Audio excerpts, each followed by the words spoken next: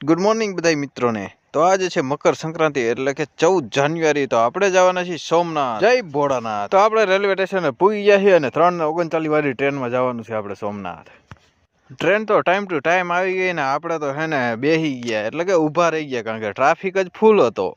તો 6:40 તમે સોમનાથ હોત પહોંચી ગયા અને ટ્રાફિક જો અહીંનો। તો વેરાવળ રેલવે સ્ટેશન થી અમે તો હે ને સોમનાથ મંદિર સુધી હાઈલા ગયા કારણ કે રિક્ષાવાળા 50 રૂપિયા માંગતા હતા ને આપણે થોડુંક વોકિંગ કરતા હોય રોજ એટલે મેં કીધું હે ને વોકિંગ કરતા જાય અને મંદિરે પહોંચી જાય। તો હર હર મહાદેવ। અને આવી રીતે જો મોદી આવવાના હતા ને એટલે બધું આ શણગારેલું હતું અને લખેલું હતું। ફીટ 8 વાગ્યાને આપણે પહોંચી ગયા મંદિરે અને તમે દર્શન કરી લ્યો। મંદિરે તો ચંપલ મોબાઈલ અને ઠેલા બધી જુદી જુદી જગ્યાએ મૂકવાનું હતું ને આપણે દર્શન કરી આવ્યા ને અત્યારે હવે જાય છે ચોપાટી બાજુ। અને હા અહીંયા ટ્રાફિક ઓછું લાગશે કારણ કે ગ્રાઉન્ડ બહુ મોટું છે।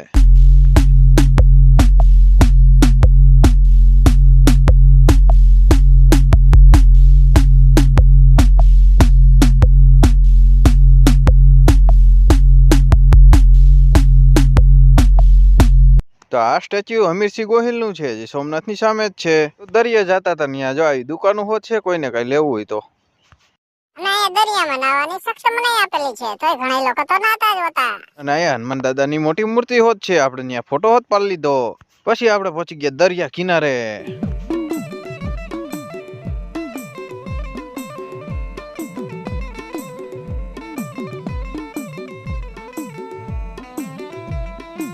દરિયા તમે પગ પલારો ને એવું બને મજા જ કઈક અલગ હોય છે। ભલે ખારું પાણી હોય બાકી લાવો એ લીધા જેવો છે।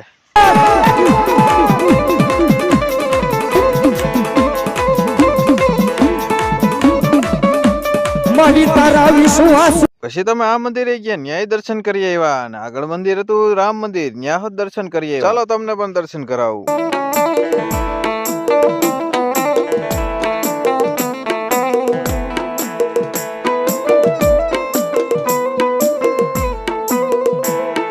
તો અહીંયા તો ગણેશ બાપાના કેટલા બધા રૂપ હતા હાલો એ હોત બતાવું તમને।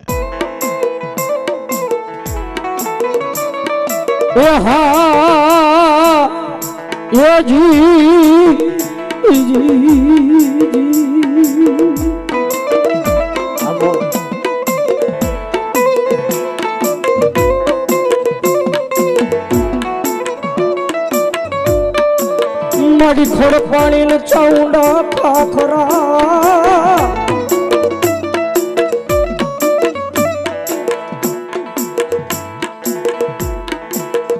પછી પડ જોયો એ થાનમાં ખેતલા